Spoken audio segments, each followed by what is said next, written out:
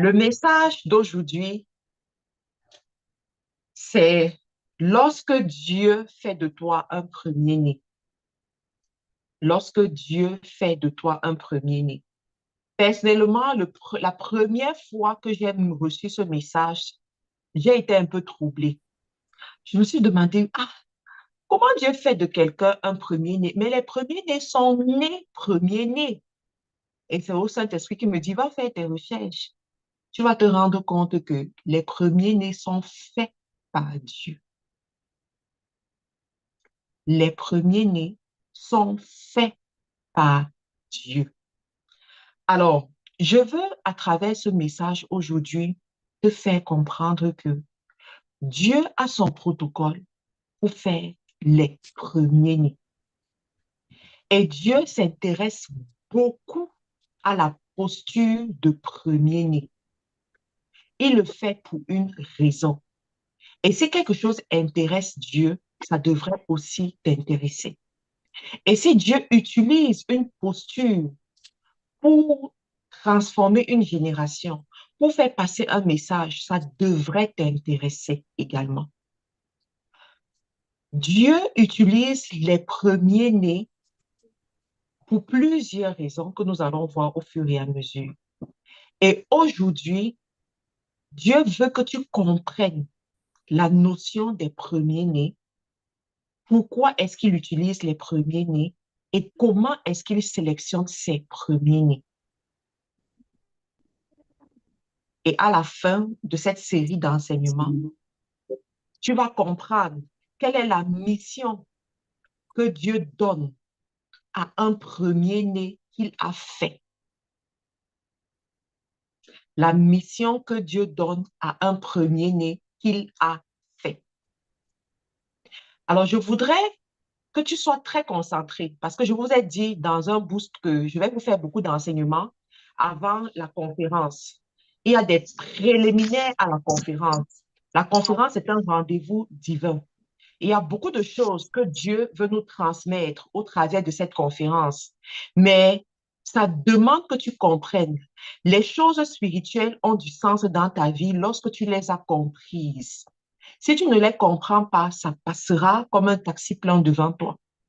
Mais si tu prends la peine de t'asseoir, de chercher la connaissance, de chercher la sensibilité spirituelle, de développer cette sensibilité spirituelle, il y a de fortes chances que tu saisisses le plan de Dieu pour ta vie et que tu connectes à l'onction qui est disponible pour ta saison. Et là, tu auras des résultats.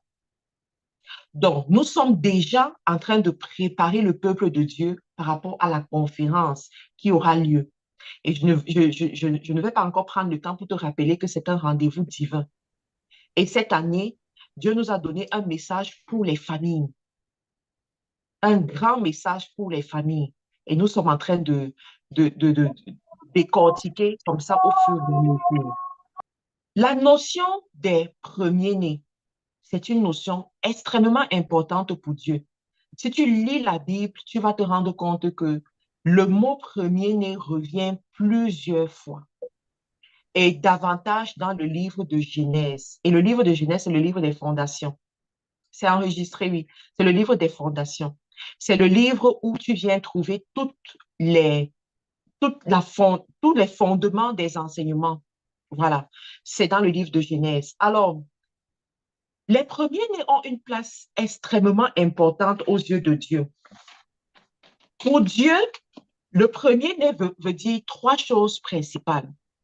La prééminence, l'autorité et la continuité. Alors, comme je vous ai dit, cet enseignement, c'est un enseignement qui m'a d'abord troublée quand je l'ai reçu du Saint-Esprit. Et je me suis assise pour faire mes recherches, pour être sûre que je ne passe pas à côté de quelque chose. La prééminence, c'est quoi? La prééminence, c'est la supériorité absolue de ce qui est au premier rang. C'est placé au-dessus. C'est surpassant tout. L'autorité, c'est le droit de commander, le droit d'imposer, l'obéissance.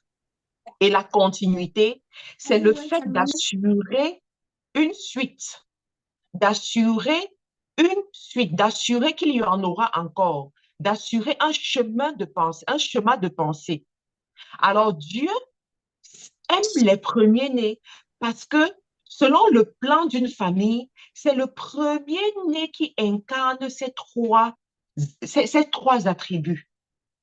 Dans la tribu, en Israël, les premiers-nés représentent la continuité. Donc, quand on vient dans une famille, pour connaître ce qui va se passer dans la suite, on regarde le premier-né. Et les parents ont un regard particulier par rapport au premier-né. Lorsque Dieu voulait frapper, par exemple, l'Égypte, il a dit, vos premiers-nés vont succomber. Pourquoi? Parce que le premier-né a une valeur inestimable, une valeur extrêmement grande. Quand tu veux toucher une famille, tu touches le premier-né. Quand tu veux voir ce qui va arriver dans une famille, tu regardes le premier-né et Dieu le sait. Mais dans son plan, on se rend compte que Dieu vient pas seulement pour considérer le premier-né selon le rang avec lequel il est venu au monde, mais Dieu vient faire le premier-né. Firstborn are made. Il vient faire le premier-né. Alors, je vais te prendre certains fondements bibliques pour t'expliquer comment est-ce que Dieu, dans la vie de certains de ses oins, les a fait comme premier-né. Quand tu regardes l'histoire de Jacob et Esau, avant d'arriver dans l'histoire de Jacob et Esau, je vais te présenter une certaine généalogie que tu dois comprendre. Et après avoir compris cela, tu vas comprendre la suite. Ça commence au niveau d'Abraham, l'homme de la promesse, l'homme de l'alliance avec Dieu. Tout ce que nous faisons aujourd'hui, c'est parce qu'il y a eu une alliance entre Abraham et Dieu. Abraham a engendré Isaac et Ismaël. Isaac était le premier-né d'Abraham. Et c'est Isaac qui a eu la bénédiction, qui a eu la promesse. C'était lui le fils de la promesse. Et c'est lui qui a porté cette promesse-là, effectivement. Ensuite, Isaac vient, il va avoir deux enfants. Il va avoir Esau, qui est son premier-né, et Jacob, qui est le suivant. Mais on se rend compte que dans l'histoire de Jacob, c'est l'histoire de Isaac. Isaac a plutôt donné la bénédiction à Jacob, qui n'était pas le premier-né selon le classement de naissance naturel.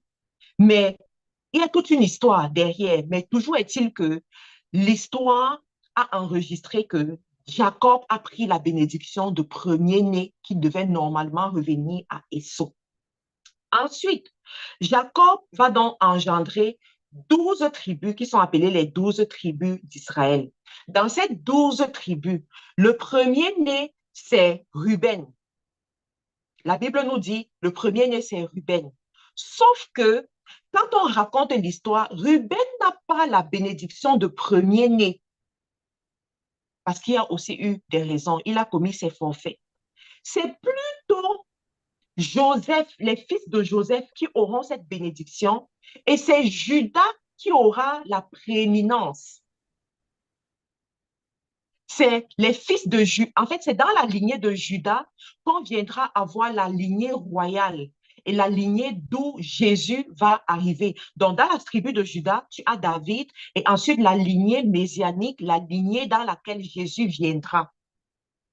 Mais lorsque leur père leur père Jacob, qui va devenir Israël, après la lutte avec Dieu au mont à Péniel, Jacob va donc bénir Joseph. Il va bénir les fils de Joseph, Ephraim et les fils de Joseph, c'est Ephraim et Manassé.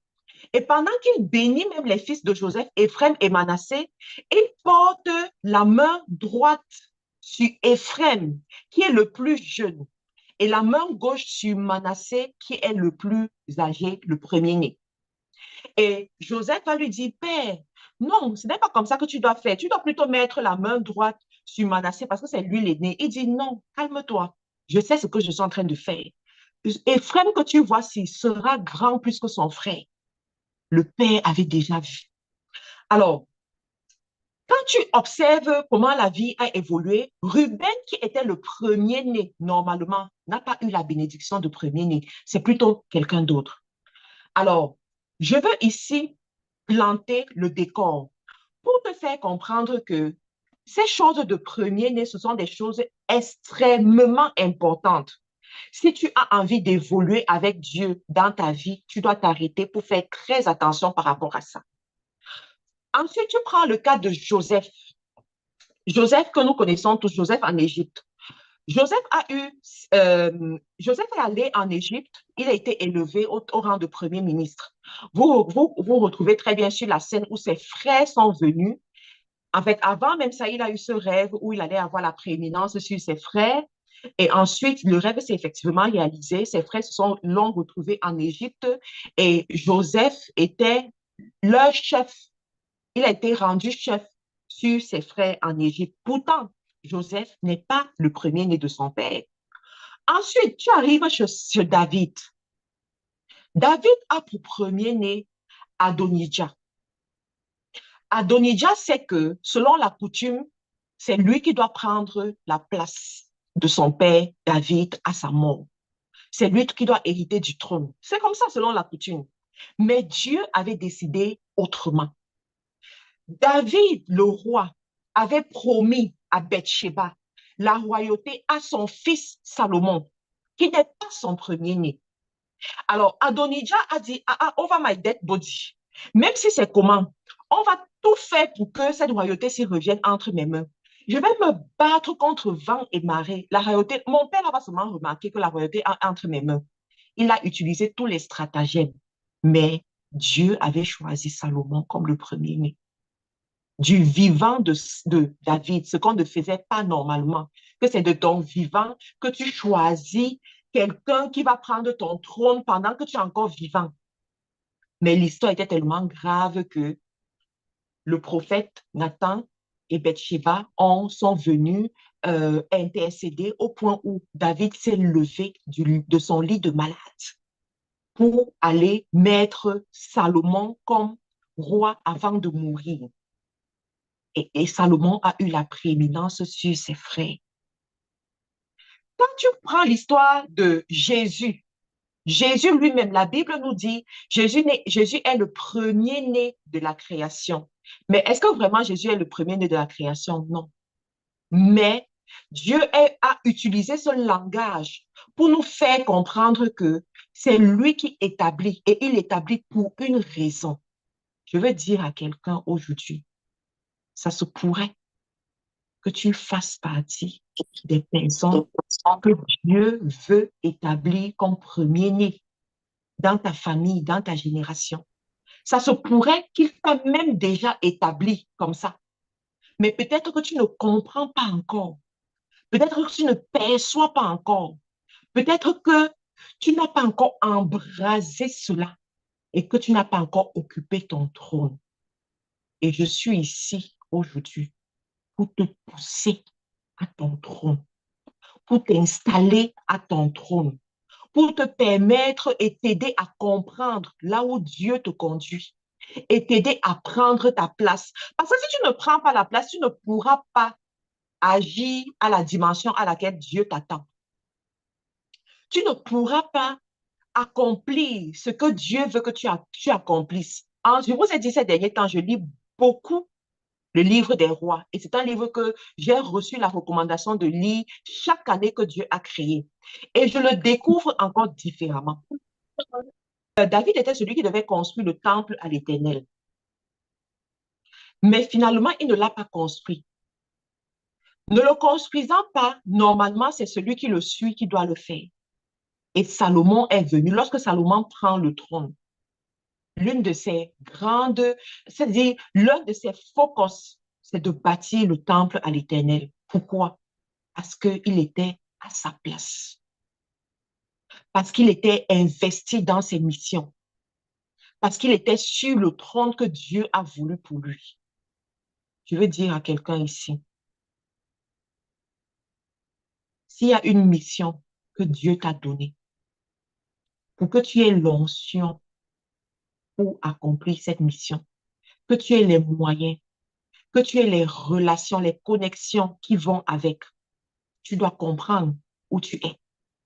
Et tu dois comprendre le poids qui pèse sur toi. Tu dois comprendre ce que ça veut dire et commencer à marcher selon cette conduite-là. Alors, donc, vous comprenez donc que Dieu choisit les premiers-nés. Il les choisit selon son bon vouloir. Certainement, tu me poseras la question de savoir qu'est-ce qui peut faire en sorte que un premier-né, qui est normalement né premier-né, perde sa place de premier-né. Parce que si Dieu te positionne, alors que normalement il y avait un premier-né, ça veut dire que le premier-né là a perdu sa place aux yeux de Dieu. Ça veut dire qu'il a perdu sa place aux yeux de Dieu. Alors, qu'est-ce qui peut se passer pour que ça arrive? Il y a trois choses principales.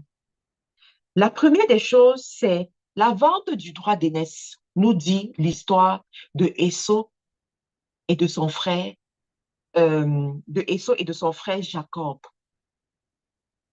Jacob, c'est le trompeur, le rusé, dont son nom même ne veut pas dire une bonne chose. Et Esau, c'est son frère aîné.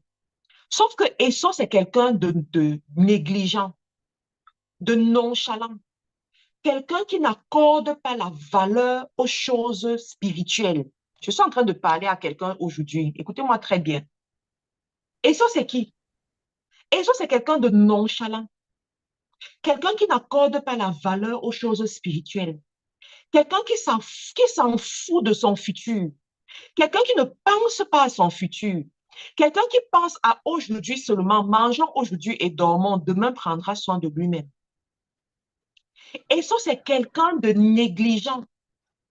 C'est quelqu'un qui banalise tout. Quelqu'un à qui tu peux dire quelque chose qui porte atteinte à sa destinée, il te regarde, il rit. Il y en a comme ça parmi vous. On te dit, toi là, tu es, tu es pauvre comme la souris de l'église. Tu regardes la personne, tu ris. Tu oublies que la personne est en train de faire une déclaration sur ta vie. Une déclaration qui va porter du fruit quelque part un jour. On regarde ton enfant, on dit, cet enfant-ci, il est bête comme ses pieds. Tu regardes, tu ris. Tu écoutes, tu ris. Ça, c'est Exo. Les gens qui ne savent pas donner l'importance aux choses qui ont l'air banales, mais qui ont un poids dans le spirituel. Et ça, c'est quelqu'un qui néglige les fondements spirituels. Dans sa contrée, dans son pays, il savait que quand on est premier, on se tient à carreau. Il le savait. Mais comme il est tellement négligent, comme il manque de sagesse, il s'est dit, Aka, j'ai faim aujourd'hui, qu'on me donne à manger. Et le reste, on verra plus tard. Et ça, c'est celui qui se dit, ce que j'ai dit aujourd'hui ne compte plus demain. J'ai dit ça aujourd'hui parce que, bon, je m'amusais, ou bien peut-être on se rappellera pas de ça demain. Mais il oublie que l'univers enregistre tout. Tel que Dieu a créé l'univers, ça enregistre tout. Et les SO, ce sont les gens, vous êtes avec quelqu'un qui ne vous a pas épousé, mais vous dites à la personne, je vais t'aimer jusqu'à la fin de mes jours, alors qu'il ne t'a jamais épousé. Vous allez vous séparer un an après. Et un an après, c'est-à-dire, tu n'arrives plus à rentrer dans une autre relation qui a du sens. Tes choses sont toujours bizarres parce que tu avais dit quelque part, je vais t'aimer jusqu'à la fin de mes jours, toi et moi pour la vie. Mais un an après, vous vous êtes séparés. Et ça. Oh, vraiment, ton pied, mon pied, je vais toujours être avec toi. Tu es ma mère, ma mère. Tu rencontres quelqu'un, ça ne fait même pas 2 semaines parce que la personne s'habille bien, fait un beau make-up. La personne parle bien. C'est toi, ma part de mentor. C'est toi, ma mère, ton pied, mon pied. Ah, ah, 2 ans après. Ah, vraiment, hein? Je veux un peu qu'on se... Je, il faut me laisser tranquille. Mais tu avais dit quelque chose. Tu as oublié. Après, les choses ne se passent pas comme... Parce que tu as pris une alliance quelque part et tu as oublié. Et ça. Et ça. Ça, c'est les SO. Les gens qui se mettent dans des conditions défavorables eux-mêmes et payent le prix plus tard. Les gens qui ne mesurent pas la portée des engagements qu'ils sont en train de prendre. Les gens qui ne mesurent pas la portée des déclarations qu'ils sont en train de faire. Les gens qui agissent sous le coup de l'émotion. Je suis trop content, donc je dis ça. Je suis trop fâché, donc je dis ça, même si après tu vas regretter. Ah, mon mari, que Dieu te punisse, que tu m'as fait ça, non? Tu vas voir ce qui va t'arriver. Le tu vas voir là que tu as dit. C'est ça qui est en train de vous clouer 2 ans après. Tu avais, le jour là, tu étais fâché. Est-ce que tu avais raison d'être fâché? Oui, tu avais raison d'être fâché. Mais tu as dit, tu vas voir 2 ans après. Le voilà, il tourne en rond. Il n'arrive pas à trouver le travail. Il tombe dans une maladie. On l'amène à l'hôpital, on soigne n'importe comment. Ah, on est toujours là. Les problèmes qu'on ne peut pas expliquer. Parce que des fois, il y a des problèmes, tu regardes dans ta vie, tu te demandes, mais le problème, c'est sort d'où? Toi-même, on te dit, explique, tu ne peux pas expliquer. Que le Saint-Esprit te rappelle les endroits où tu allais te lier par ta parole aujourd'hui. Parce que quand le Saint-Esprit veut dénouer, quand le Saint-Esprit veut réparer, il faut que tu écoutes un enseignement pareil et il te rappelle des points et tu vas t'asseoir.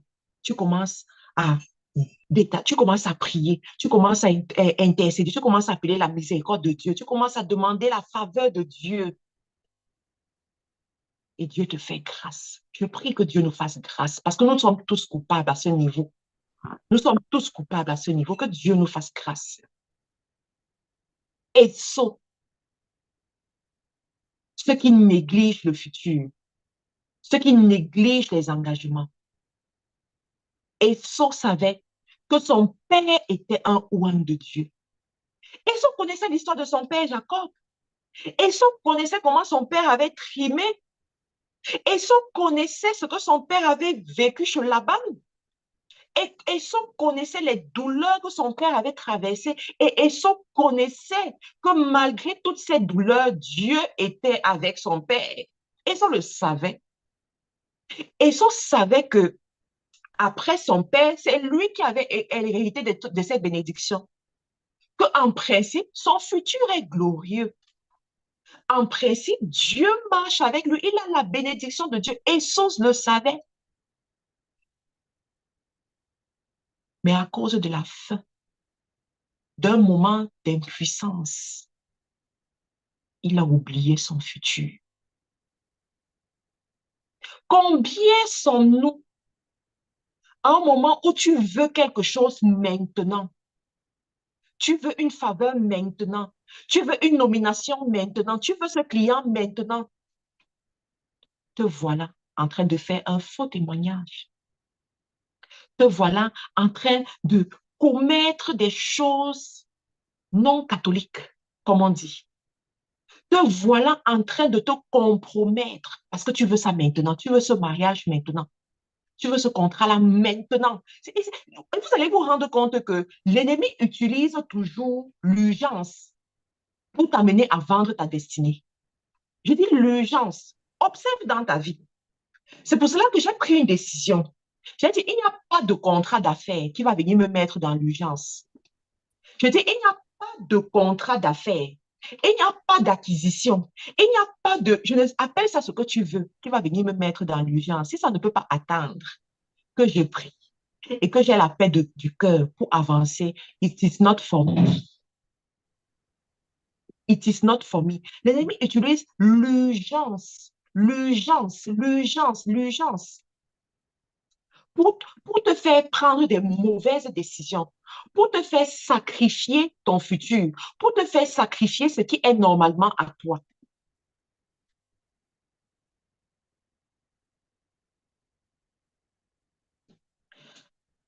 On me signale que c'est Ésaü. Il y a des versions qui vont te dire Ésaü, il y a des versions qui vont te dire Esau.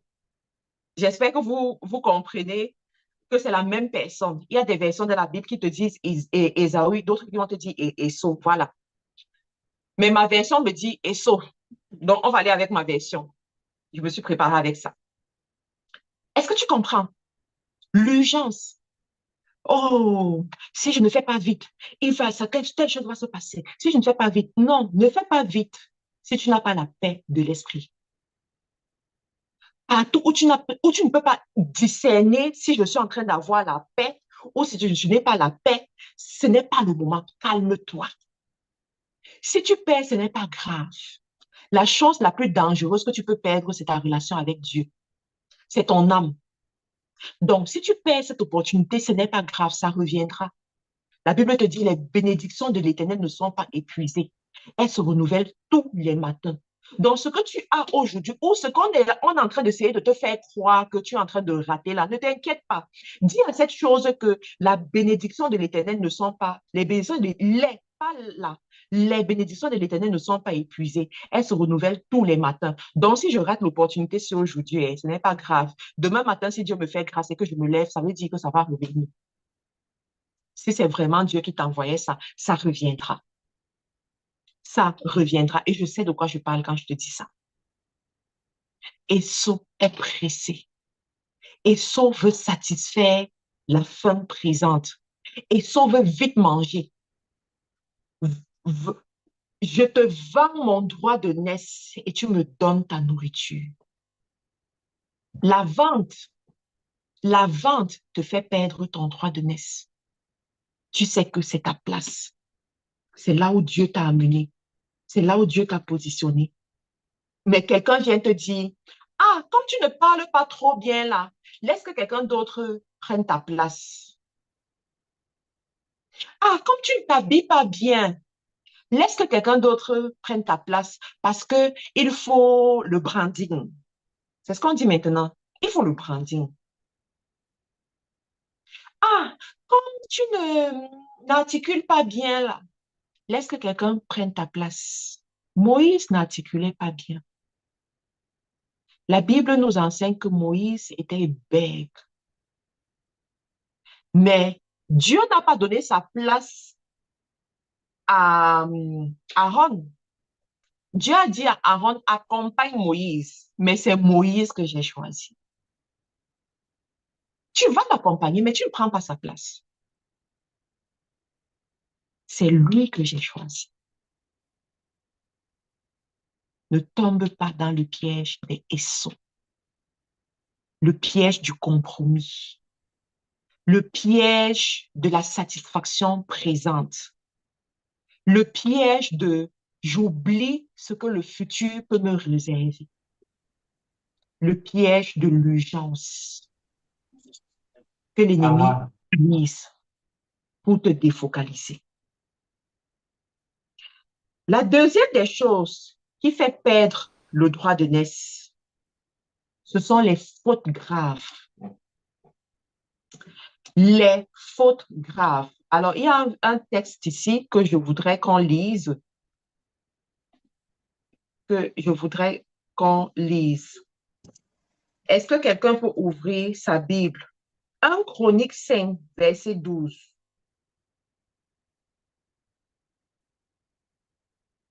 1 Chronique 5, verset 12.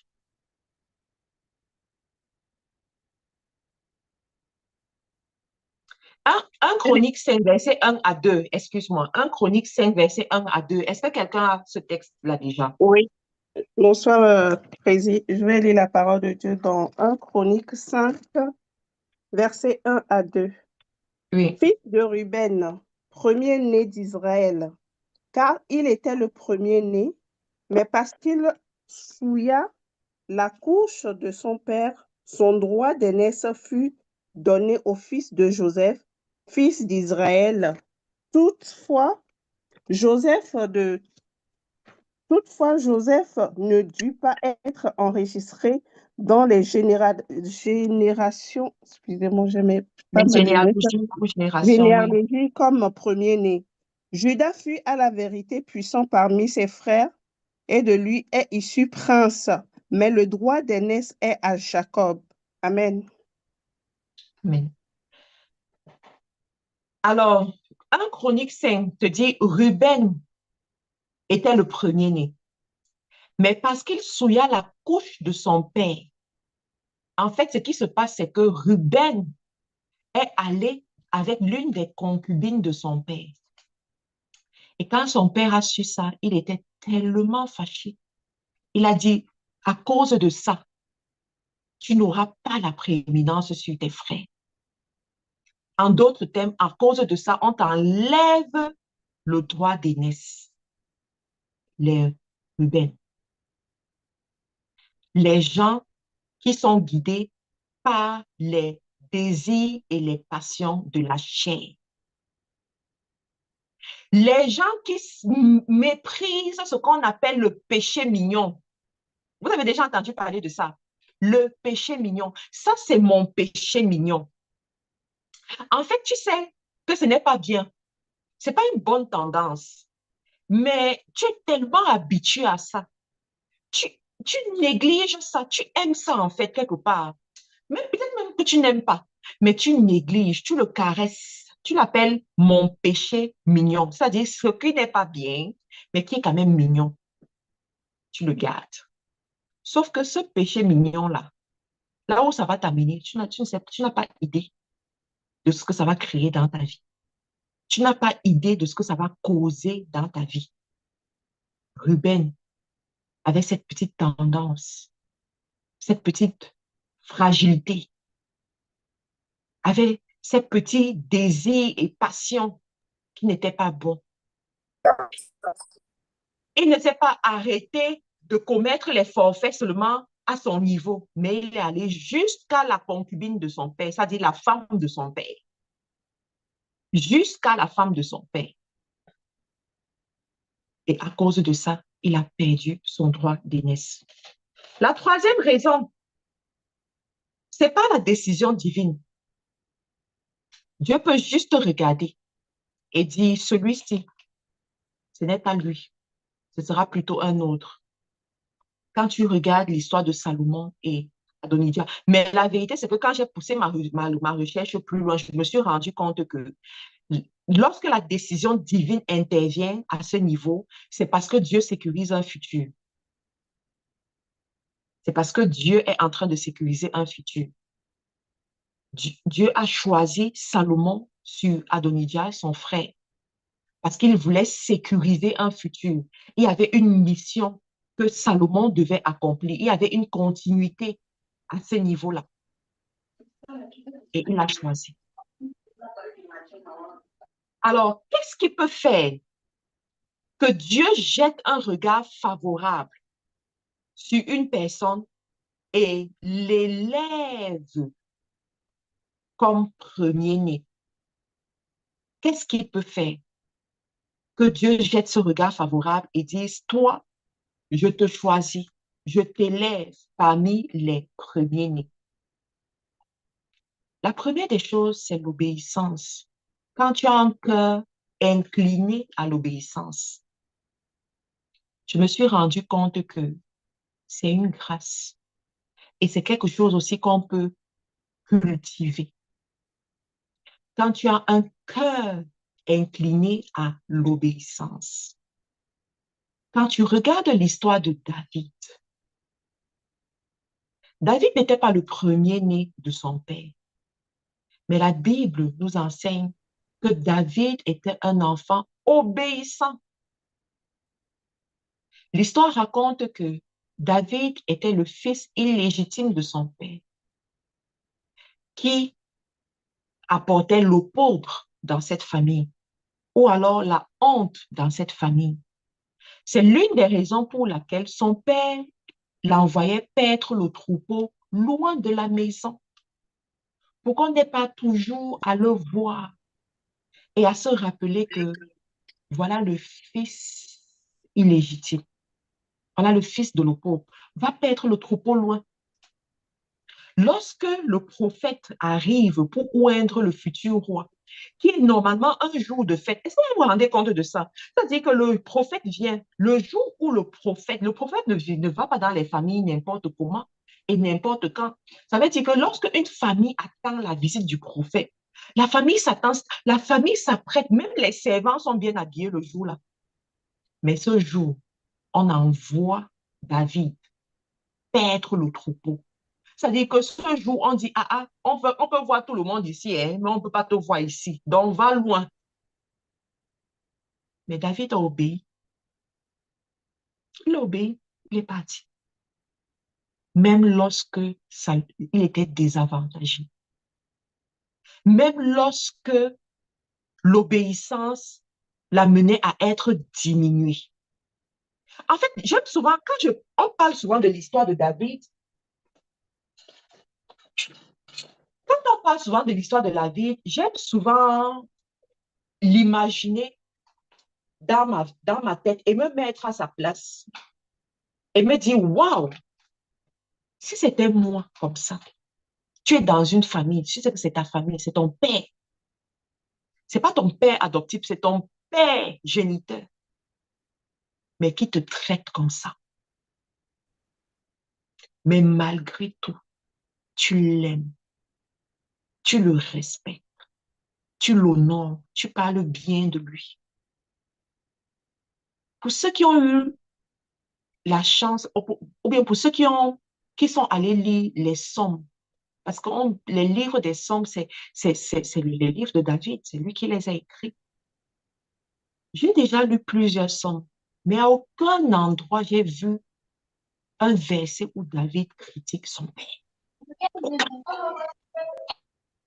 Aucun endroit.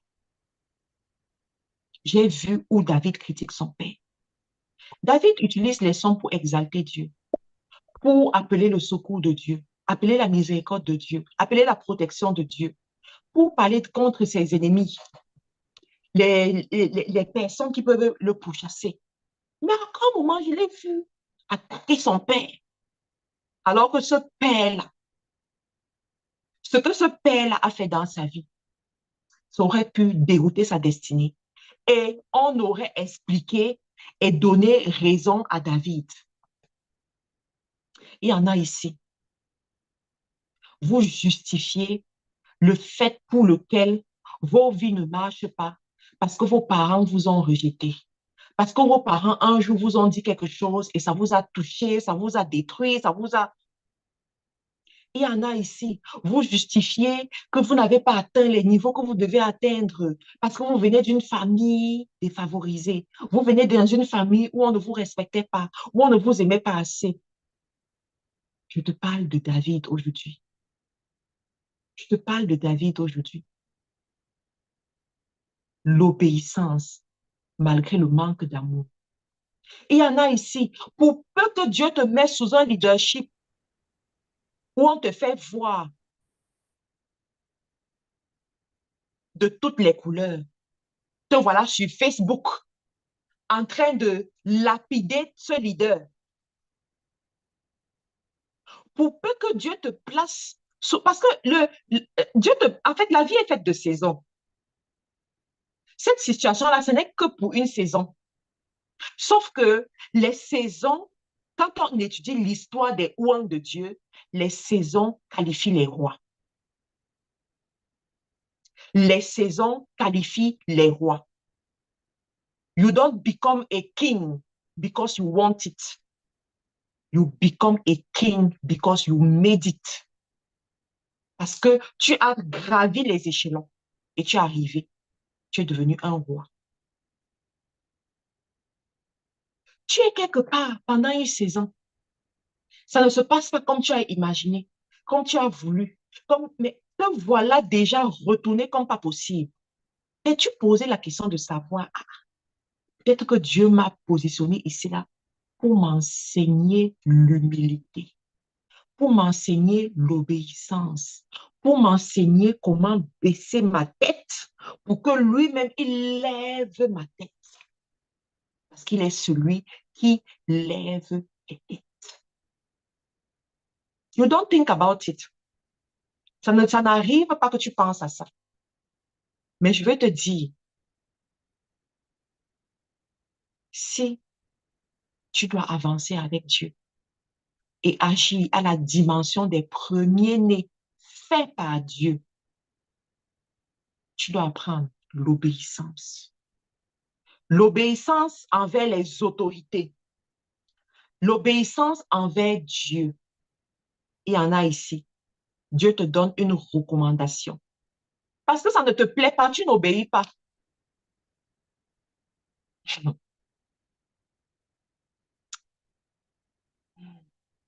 J'ai envie de vous dire,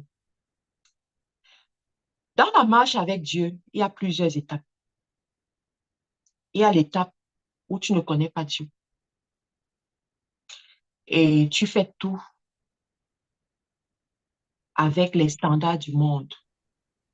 Des fois, ça marche, des fois, ça ne marche pas. Et quand ça marche, tu dis, c'est comme ça qu'on a toujours fait, c'est comme ça que tout le monde fait. Ensuite, il y a la période où tu connais Dieu et tu es bébé spirituel.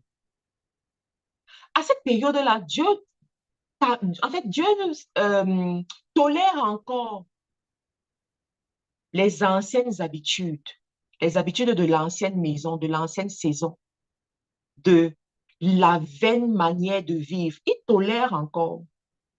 Parce qu'il se dit, tu es un bébé spirituel. Tu dois boire le lait. Et au fur et à mesure, tu vas grandir. Et ensuite, il y a la saison de la maturité. Soit tu es bébé spirituel, soit tu es mature. C'est comme ça avec Dieu.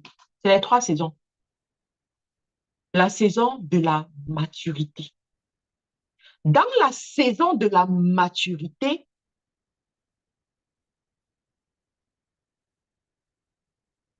c'est la saison où tu dois comprendre les choses et les détails ne sont plus négligés. Si tu laisses passer des détails, tu vas payer le prix pour ça, malheureusement. Je répète, si tu laisses passer des détails, tu vas payer le prix pour ça, malheureusement. C'est la raison pour laquelle dans la vie chrétienne, il y a beaucoup qui meurent bébés spirituels. Il a commencé, il a eu certains résultats, mais pas plus que ça. Peut-être arrêter là. Mais quand tu dois évoluer à la dimension des pères, comme les pasteurs Ivan Castanou, les David Oyedepo et tout ça, mon ami, si tu aspires ces dimensions, les dimensions que nous sommes en train de voir, ce apostole Joshua Selman, cette dimension-là, mon ami, Dieu regarde le détail. On ne nous a pas appris ça. On ne nous apprend pas souvent ça. On nous dit, la grâce se charge de tout. La grâce se charge de tout. Ça, c'est le langage des bébés spirituels. Laisse-moi te le dire. La grâce, là, c'est encore bébé spirituel. Parce que si ce n'était pas le cas, pourquoi est-ce que un Moïse qui a marché avec Dieu, qui a amené le peuple à sortir d'Égypte, Moïse arrive quelque part, Dieu lui dit que, OK, tu les as fait sortir, non, mais toi-même, tu n'entreras pas dans la terre promise là parce que tu as fait le faux pas. En fait, il y a souvent certaines choses qu'on doit, qui doivent nous faire peur. Qui doivent nous faire peur. Tu les as fait sortir.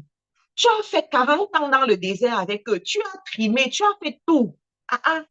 Mais tu as commis une erreur. Dieu te dit, hey, donc on a mangé comme ça. Et c'est encore toi qui viens faire ça. OK. Pour toi, ça va être ici. Je vais continuer avec l'autre génération. Je vais continuer avec l'autre génération. Un détail. Je dis un détail. Malheureusement. Et je pense que si on prend l'habitude de nous enseigner comme ça, on fera attention à notre vie chrétienne. On fera de plus en plus attention à notre relation avec Dieu. On fera de plus en plus attention lorsque le Saint-Esprit nous parle. Parce que on pourra aussi dire que Moïse, là, il n'avait pas le Saint-Esprit comme Jésus nous a laissé le Saint-Esprit. Mais nous, dans cette génération, nous avons le Saint-Esprit. Et la Bible nous enseigne que le Saint-Esprit vous enseignera toutes choses. Ça veut dire qu'avant même que ça n'arrive, le Saint-Esprit, si tu l'as et que tu l'écoutes, il t'a averti. Il t'a dit, ce que tu es en train de faire là, fais attention. Mais tu l'as ignoré. Tu l'as ignoré. L'obéissance. L'obéissance. Dieu t'a donné une recommandation. Il t'a dit ici, tiens-toi comme ça. Ici, comporte-toi comme ça. Voici le protocole que tu vas suivre par rapport à cette situation. Voici comment tu vas marcher. Tu l'as reçu. Tu étais convaincu au moment où tu le recevais. Mais pour peu que tu es sorti, tu es rentré dans les bruits de ce monde. Tu es rentré dans les situations de ce monde. L'ennemi est venu te corrompre. L'ennemi est venu semer le doute dans ta tête. Tu as dit, ah, attendons un peu. Peut-être qu'on doit voir différemment. Ensuite, deuxième des choses, un cœur qui cherche Dieu passionnément. Passionnément. David, quand tu lis les Psaumes, David te dit, je demande à l'Éternel une seule chose, habiter sa maison. Je veux rester avec Dieu, je veux être avec lui. Tu vois, c'était quelqu'un qui cherchait Dieu. Il dit à Goliath, tu viens contre moi avec la lance et le javelot, et moi je viens contre toi au nom de l'Éternel des armées, le Dieu que tu as insulté. Pourquoi il a cette assurance? Parce que à force de chercher Dieu, il a, il a revêtu la nature divine. À force de chercher Dieu, sa foi a grandi. À force de chercher Dieu, lui-même, il se voyait différemment.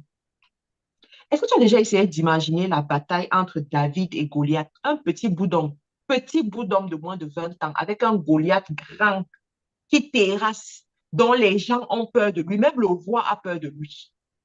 Au point où il donne la promesse que celui qui va le terrasser va épouser sa fille. Va épouser sa fille. Il donne cette promesse. Ça veut dire à quel point lui-même, il se sentait menacé par rapport à Goliath.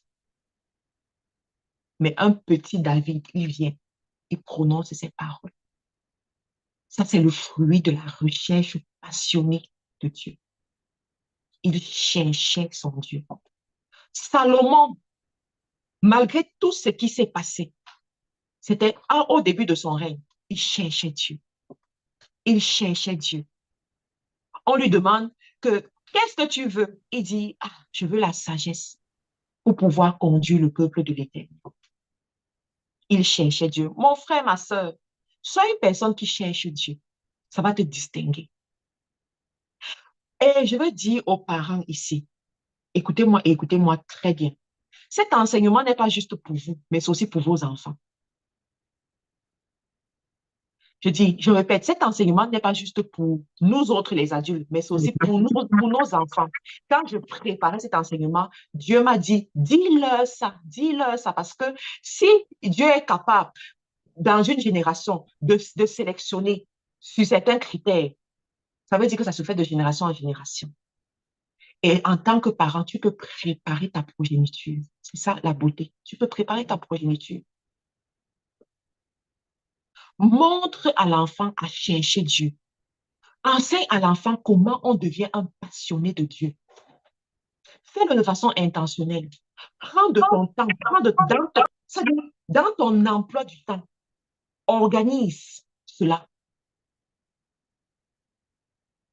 Ça montre le chemin à l'enfant. Ça l'aide à être sensible dès le bas âge, très vite, très tôt. Salomon cherchait Dieu. Salomon aimait passionnément Dieu. C'est ce que nous sommes appelés à faire. C'est comme ça que nous devons avancer. Et Dieu élève ceux qui le recherchent dans sa présence avec plus de bénédictions. Des bénédictions qui distinguent. Des bénédictions qui établissent les uns et les autres. Les bénédictions où on se rend compte que pour toi est différent. Qu'il y a une différence claire et visible. Cherche Dieu. Avant la conférence, cherche Dieu, mon frère, ma soeur. Cherche Dieu. Lis ta Bible. Passe des moments d'intimité avec le Saint-Esprit. Il y a des fois, Dieu te réveille tôt et tu restes sur ton lit. Tu prends le téléphone. Le téléphone, si là. Le téléphone, si là. Ah, ah. Faisons très attention à ça. C'est bien et ce n'est pas aussi bien. Tu prends le téléphone, te voilà en train de scroller, scroller, scroller. Il y a aussi quelque chose, tu vas sur TikTok, une vidéo après une autre, une vidéo après une autre. Voilà 30 minutes, les 30 minutes avec lesquelles Dieu devait te parler. Tu allais plutôt écouter TikTok. TikTok va te dire quoi?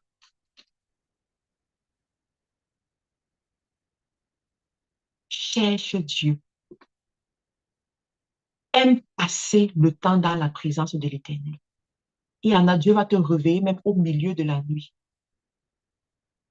Sois juste calme. Demande qu'il te parle. Qu'il te parle. Et tu vas sortir de ce moment avec une direction. Tu vas sortir de ce moment avec un mot. Juste un mot suffit. Quand tu vas aller creuser, faire l'enseignement que je vous donne là, c'est le fruit d'un moment avec le Saint-Esprit. Quand j'ai reçu ça, j'ai noté et j'ai reçu que c'est ça que tu vas aller leur enseigner. Donc, notre va déjà, je ne comprenais même pas. Quand j'ai commencé à faire les recherches, j'ai dit, hey, il y a quelque chose ici. Il y a quelque chose ici. Cherche la présence de Dieu. Configure ta vie pour chercher Dieu. Nous sommes à une saison où nous devons être intentionnels par rapport à ça. Les gens que tu suis sur les réseaux sociaux, que ce soit des personnes qui vont te rappeler qu'il faut prier, qu'il faut chercher Dieu, qu'il faut marcher selon les principes divins. Les gens que tu rencontres au quotidien, les familles que tu visites, les familles avec lesquelles tu connectes, ça doit être des familles qui craignent l'Éternel. Que dans une conversation, quelqu'un va te dire, oh, il y avait telle chose, mais j'ai prié. Quand j'ai prié, j'ai reçu que j'ai appelé une l'autre jour. Je lui demande, mais comment tu as fait pour trouver le travail là-bas? Elle me dit, c'est par la grâce de Dieu que j'ai trouvé le travail. Quand je raccroche le téléphone, le Saint-Esprit me dit, tu as entendu ce qu'elle a dit? Elle a dit, c'est par la grâce. C'est comme ça que le Saint-Esprit parle. Elle a dit, c'est pas la grâce de Dieu. Ça veut dire que pour telle chose qui est devant Dieu là, demande la grâce à Dieu. C'était un rappel. Demande la grâce de Dieu et tu vas voir. Pour ça, pour cette situation, si tu as besoin de la grâce de Dieu, demande. Donc, Dieu est passé par elle dans une conversation où elle-même n'était pas au courant que pour me donner un message, que pour ça, là, demande la grâce à Dieu. La clé pour cette situation-là, c'est la grâce de Dieu. Ce n'est pas l'offrande, mais c'est la grâce de Dieu. La clé pour cette situation, ce n'est pas d'aller causer avec X, Y, Z ou aller demander à la prière à tel. C'est toi-même, demande la grâce de Dieu. Mais ça a pris une conversation de quelqu'un qui est autour de nous. Organise ton environnement. Organise ton environnement. Un jour, mon fils me dit, maman, on a parlé de yoga là-bas. Et le yoga, ce n'est pas pour les enfants de Dieu. Je me retourne et dis que, comment tu sais que le yoga, ce n'est pas pour les enfants de Dieu? Parce que je n'ai jamais parlé de ça, puisque le yoga n'est pas dans mes habitudes, il n'y avait pas eu d'opportunité, je n'avais pas eu d'opportunité qui s'est présentée pour que je lui donne ce genre d'enseignement.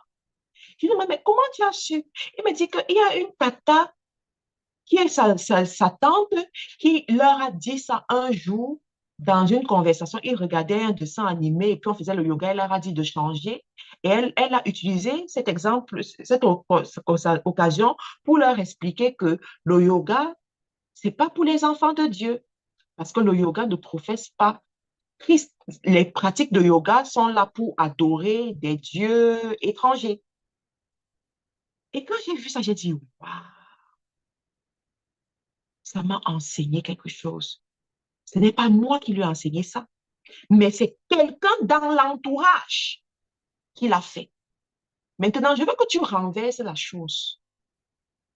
Tout comme quelqu'un dans l'entourage peut enseigner les pratiques bibliques, les enseignements bibliques, le système de pensée biblique, la bonne personne que tu as sélectionnée pour mettre dans ton entourage, dans l'entourage de tes enfants, C'est aussi comme ça que si tu es négligent comme les SO et que tu laisses dans ton entourage des personnes de basse valeur, ces personnes-là aussi, sans même s'en rendre compte, peuvent corrompre ta progéniture, sans s'en rendre compte.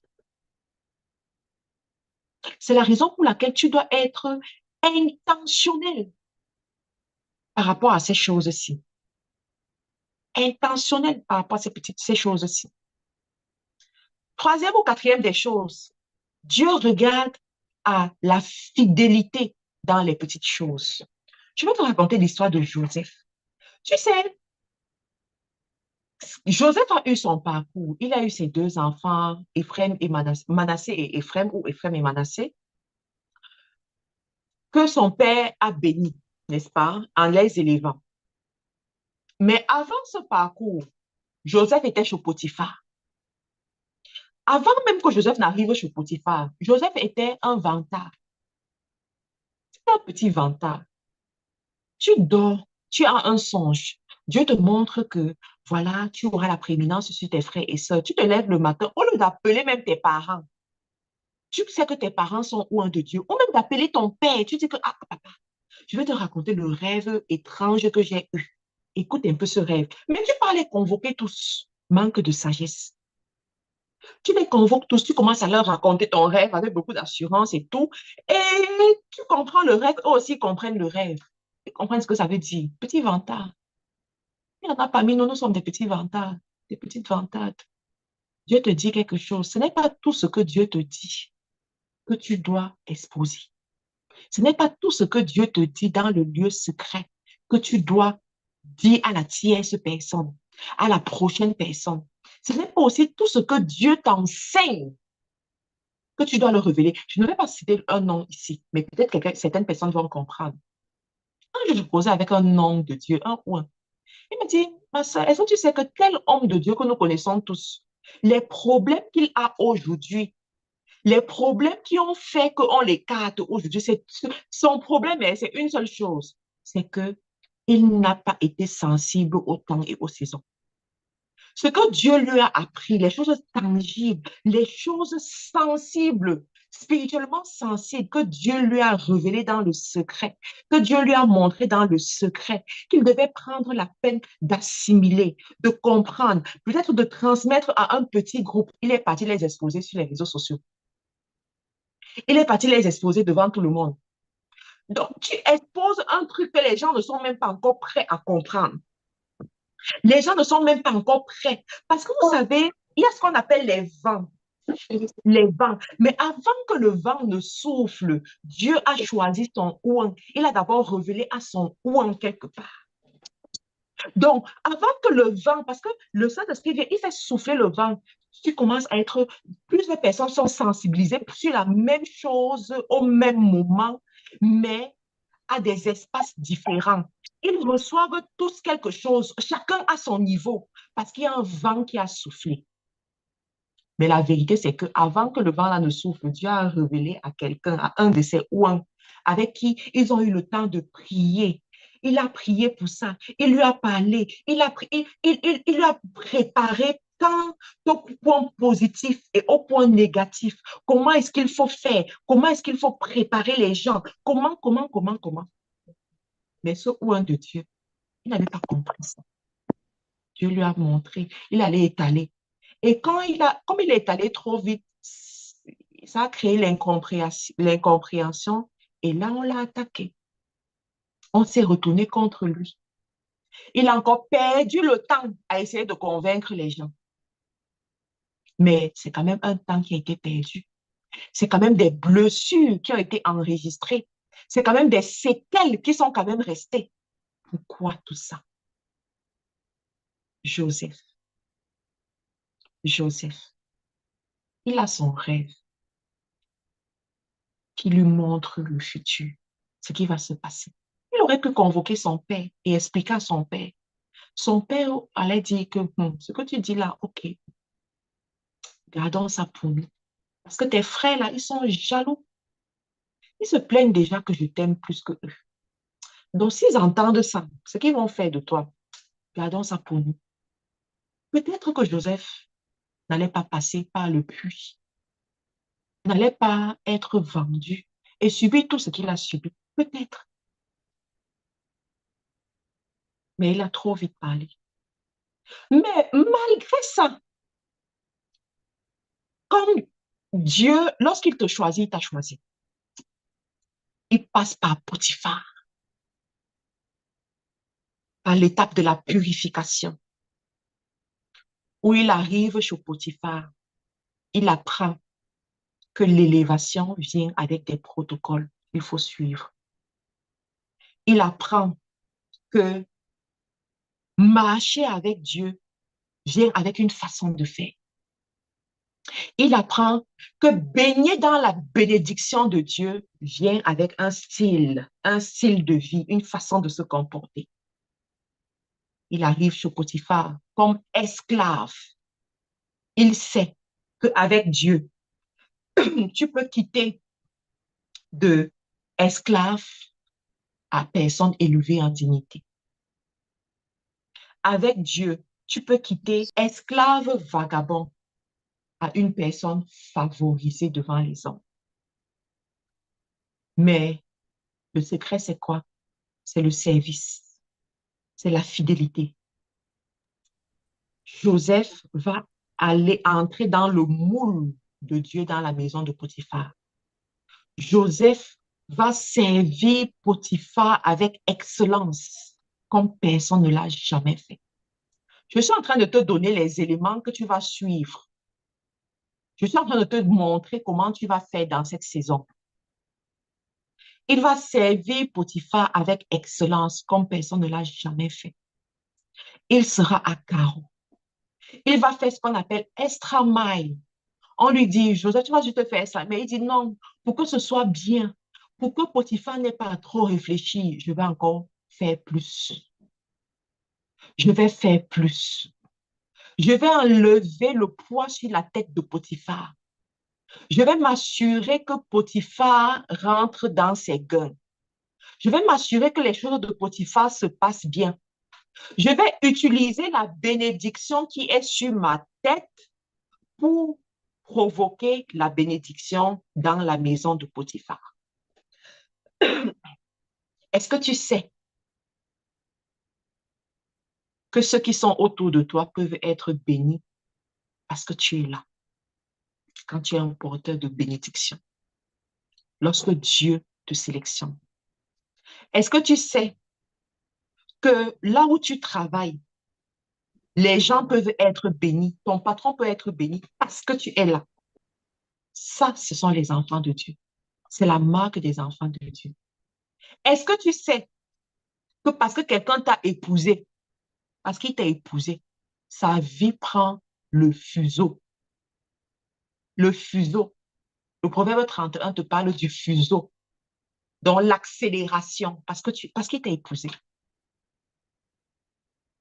Et il y a des gens comme ça ici. Il y a des gens comme ça ici. Parce que tu es quelque part, on voit la bénédiction, on voit l'accélération, on voit la faveur. Les choses se passent. La grâce, la faveur, la bénédiction, la percée, la, la, la, la, la, la, euh, la prospérité. On voit ça. C'est ce qui s'est passé pour Joseph chez Potiphar. Joseph a été fidèle auprès de Potiphar. Ce qui s'est passé entre Joseph et la femme de Potiphar, et comment est-ce que Joseph a choisi de se comporter, c'était pour ne pas déranger son patron.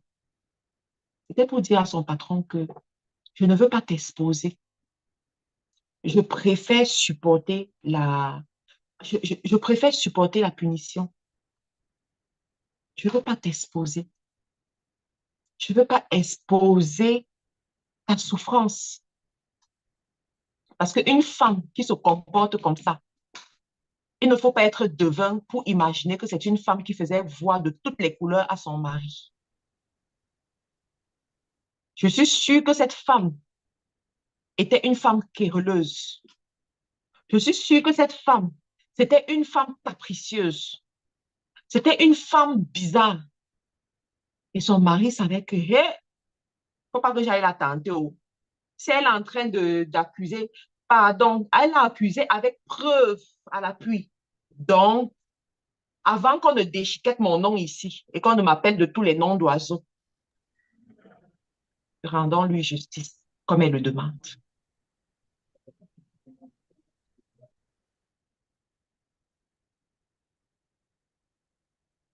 Et Dieu a observé tout ça. Apostole Joshua seulement dit souvent que Dieu est celui qui récompense, celui qui agit dans le secret. Pendant que tu agis dans le secret, tu as l'impression que personne ne voit. Mais celui qui récompense est en train de voir. Pendant que tu prends ces petites décisions, tu fais des choses, tu agis avec la pureté de ton cœur quelque part. Et on te le rend négativement. On te le rend par la trahison. On te le rend négativement, ça touche ton cœur. Pendant que tu es en train de faire ça, the rewarder, celui qui récompense est en train de voir. Il est en train de noter, il est en train de cocher. Et tu es en train de passer ces tests. Je dis souvent que n'enviez pas vite les gens. La personne que tu es en train d'envier demande quelles sont ses cicatrices. Demande à voir ses cicatrices, demande à voir ses blessures. Quand tu verras ses blessures, je ne suis pas sûre que tu vas encore l'envier. Parce que si on te demande de faire la même chose, peut-être que tu ne pourras pas le faire. Peut-être que tu ne pourras pas le faire. Peut-être que tu ne pourras pas le faire. Donc, Joseph, il a traversé tout ça. Dieu l'a regardé. Il a dit, ouh, voici quelqu'un que si j'introduis, écoutez bien cette partie, écoutez bien cette partie, écoutez bien cette partie. Voici quelqu'un que si j'introduis auprès de quelqu'un qui a le pouvoir, mais qui ne me connaît pas, il n'ira pas décevoir cette personne qui a le pouvoir. Et parce qu'il ne va pas le décevoir, il ne salira pas mon nom. Ah, je suis en train de dire à quelqu'un ici, des fois, Dieu ne t'élève pas à certaines dimensions. Des fois, Dieu ne te fait pas côtoyer le pouvoir parce qu'il sait qu'arriver là-bas, tes péchés mignons que tu as gardés, ton mauvais côté que tu as gardé va t'exposer et va jeter la honte sur Dieu, le Dieu que tu dis que tu sais. Est-ce que quelqu'un comprend ce que je dis? Donc, pour Dieu, mieux tu restes là où tu es. Reste là-bas. Reste avec les gens qui sont comme toi, qui tolèrent ce genre de choses-là. Reste là. S'il t'amène à un niveau, il met la lumière sur toi. Arrivé là-bas, on va dire que, mais je croyais que c'était un pasteur. Je croyais que c'était un homme de Dieu. Mais comment est-ce qu'un enfant de Dieu, il dit que c'est un enfant de Dieu, mais c'est lui qui est en train de mentir. Il dit que c'est un enfant de Dieu, mais c'est encore lui qui ne peut pas être vrai dans les affaires. Mais c'est lui qui est venu prendre mon argent. Il a pris mon argent, j'ai donné mon argent. J'ai fermé les yeux parce que je le vois souvent parler de Dieu. Je me suis dit qu'il a les valeurs de ce Dieu qu'il confesse. Mais depuis, je demande mon argent, il m'a bloqué. C'est ce qu'on fait souvent. Mais en le faisant, tu te dis, j'ai bloqué pour qu'on ne me dérange pas, mais tu as oublié que tu es en train de jeter l'opprobre sur ce Dieu. Un jour, le pasteur Yvan Castelnau a prêché, il a dit quelque chose qui m'a touché. Donc, il dit, il y a ce grand leader de l'Inde qui a entendu parler de Jésus. Il a fait les recherches sur Jésus, il a lu la Bible, il s'est rendu compte que, mais Vraiment, ce que ce Jésus dit est réel, est bien. C'est même lui qu'on doit suivre. Il s'est dit, OK, allons donc côtoyer ceux qui confessent Jésus. Il a côtoyé les chrétiens.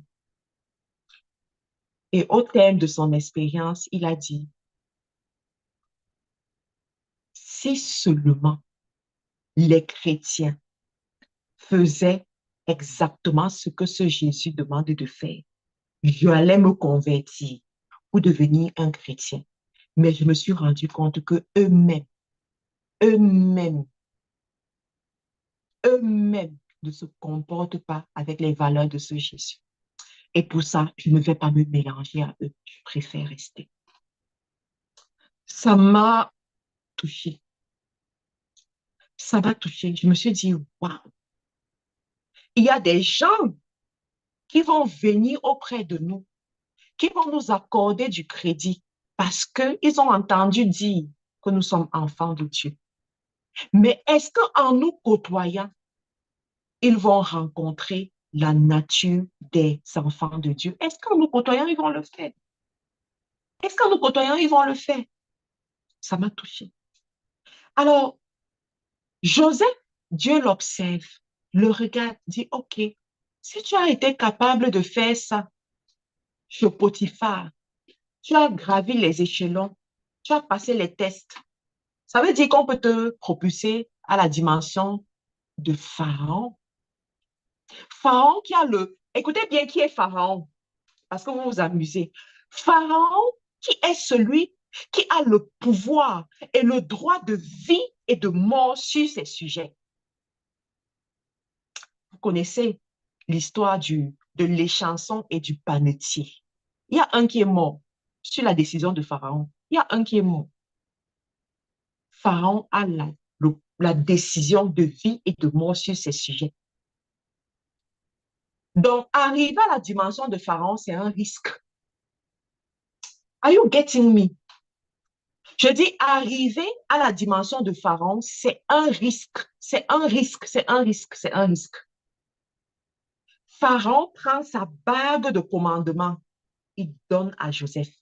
Il dit, ce que tu vas prendre comme décision, on va le suivre. C'est comme si c'est moi qui avais parlé. On ne fait pas ça n'importe comment. On ne fait pas ça avec n'importe qui. Et n'importe qui n'accepte même pas ça. Parce que tu es d'accord avec moi que dans certaines situations, quand tu arrives à certaines situations et qu'on te donne encore trop de pouvoir, toi-même, tu te connais, tu dis, hé, le pouvoir que tu es en train de me donner là, moi, je ne suis pas capable. Oh. Attends, doucement. Parce que toi-même, tu te connais. Tu dis, le pouvoir que tu es en train de me donner là, allons doucement, je ne veux pas. Joseph accepte.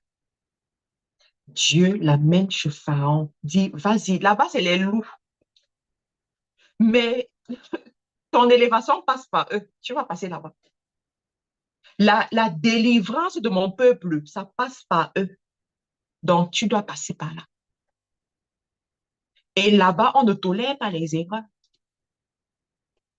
Donc, si tu vas là et que tu n'as pas dealé avec tous tes petits péchés mignons que tu avais dans la maison de ton père et de ta mère, c'est ta vie que tu es en train d'aller risquer.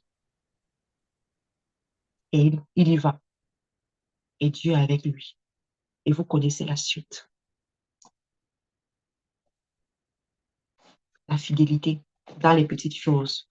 Dieu regarde et il te... En fait, il regarde et il te récompense. Il regarde et il te récompense. L'intégrité. Lorsque tu es jugé une personne intègre, Dieu se rend compte que tu es intègre dans ta façon de faire, dans ta façon de marcher, dans tes décisions. C'est comme ça qu'il t'élève. Maintenant, Dieu t'élève pourquoi? Il te positionne comme ce premier-né. Pourquoi? Je vous ai dit tout à l'heure que les premiers-nés ont trois attributs. Rappelez-vous, trois attributs. La prééminence, l'autorité et la continuité. Trois attributs. La prééminence, la supériorité absolue de ce qui est au premier rang. Ça veut dire que tu deviens, tu prends la place. C'est toi qu'on voit d'abord. C'est toi qui deviens le chef, si on peut dire ça comme ça. C'est toi qui te Ah bah, mets devant.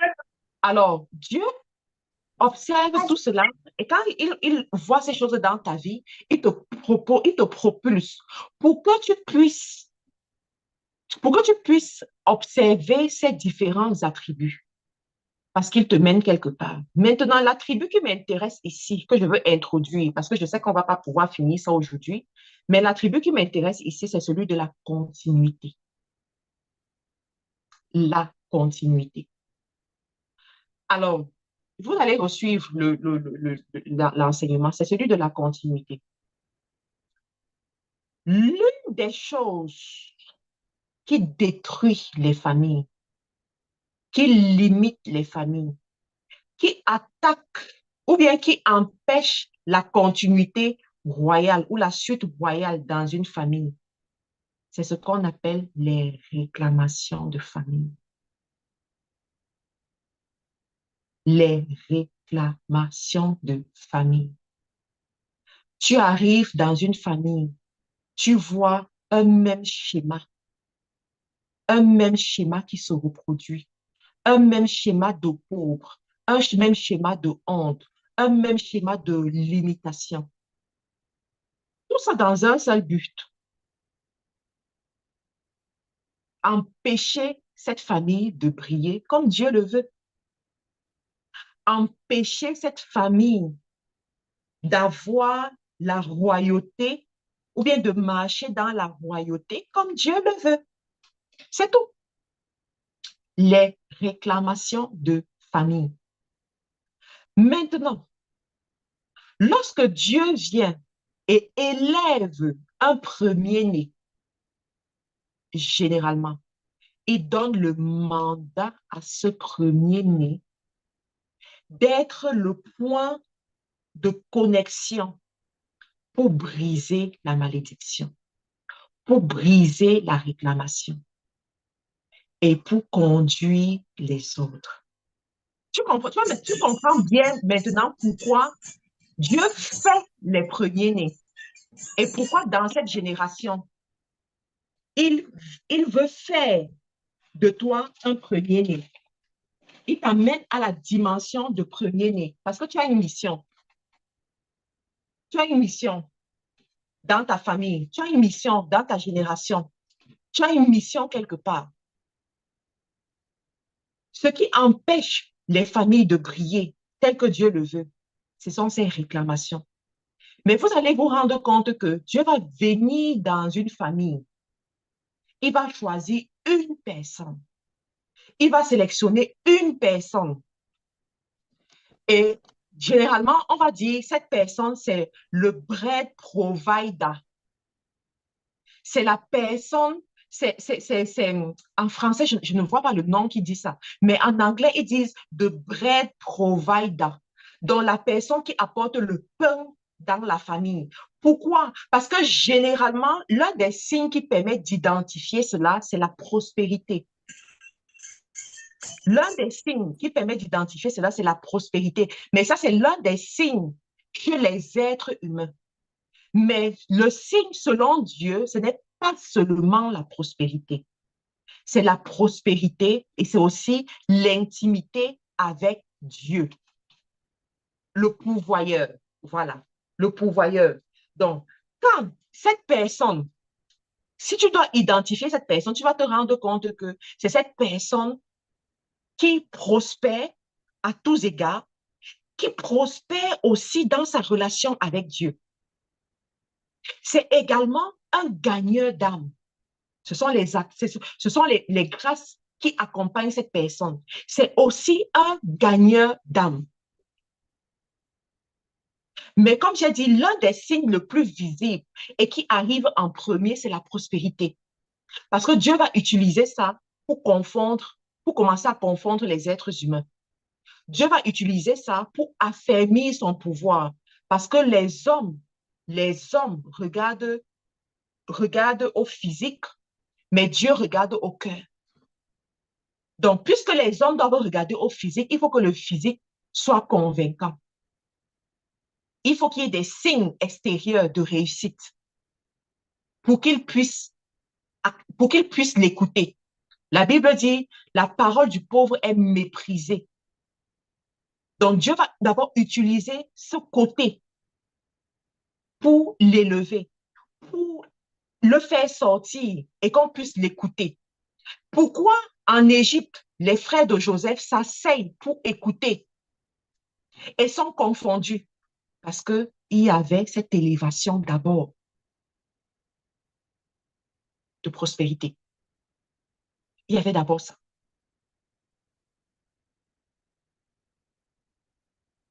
D'abord. Donc, je suis en train de dire à quelqu'un ici, je crois par la grâce de Dieu que tu fais partie de ces premiers-nés que Dieu distingue dans leur génération pour un but. Ce qui m'intéresse dans ces enseignements qui vont suivre, c'est de t'équiper pour que tu sois ce premier-né qui va contribuer à la délivrance de ta famille. Que tu puisses t'investir de cette mission pour la délivrance de ta famille. Au début de cette année, Dieu nous a dit que c'est l'année des familles, qu'il va faire du bien aux familles, qu'il va délivrer des familles. Il va faire du bien aux familles. Et je sais que ça passera aussi par toi.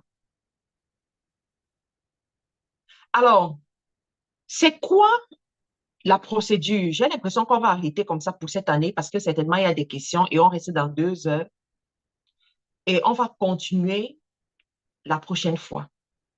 Ça se pourrait qu'on se retrouve peut-être même jeudi et vendredi, je vais confirmer avec mon emploi du temps, mais on a embarqué avec les enseignements parce que je dois t'enseigner comment est-ce que tu vas donc te positionner pour être utilisé par Dieu pour briser les réclamations et pour assurer une continuité royale dans la maison de ton père et de ta mère et dans la famille que Dieu t'a confiée. C'est une mission extrêmement lourde. Ne tombez pas dans le piège de croire que c'est une bénédiction sans épines. Non, je ne suis pas ici pour vous motiver.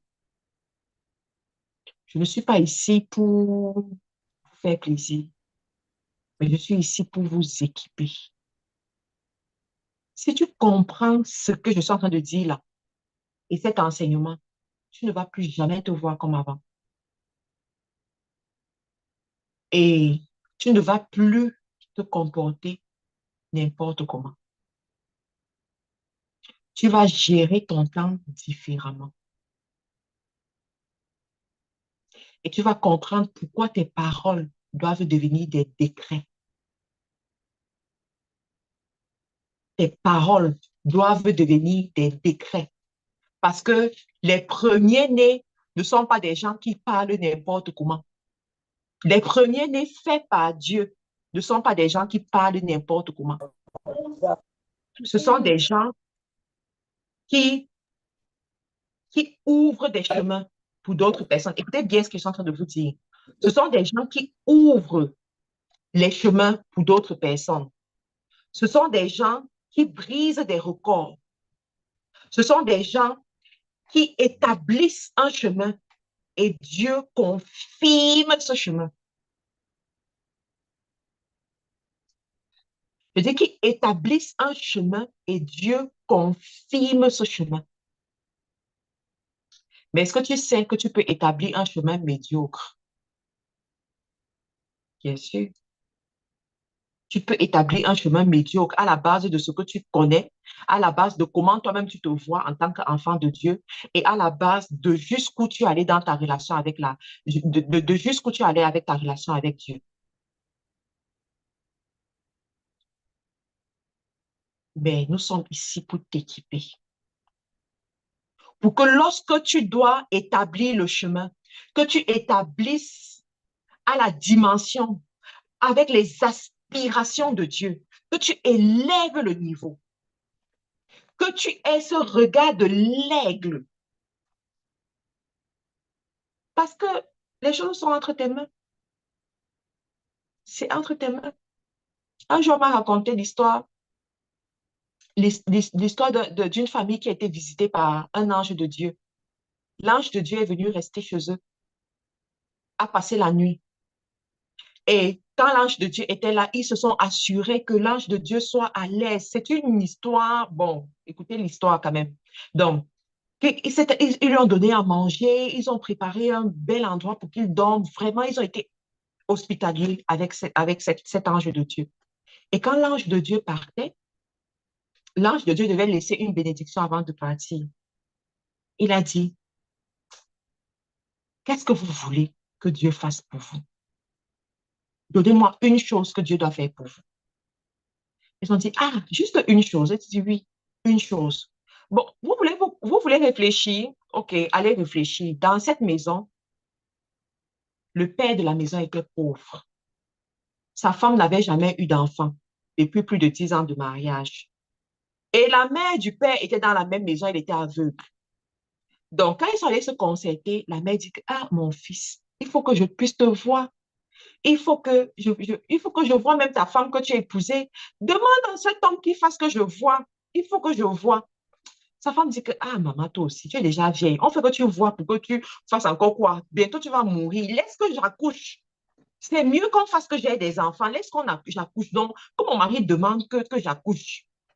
Mon mari demande qu'on me donne des enfants. Il faut qu'on bâtisse une progéniture. L'homme dit que, ah, ma femme, tu demandes les enfants comme ça, on va nourrir les enfants là avec quoi? Je n'ai pas d'argent.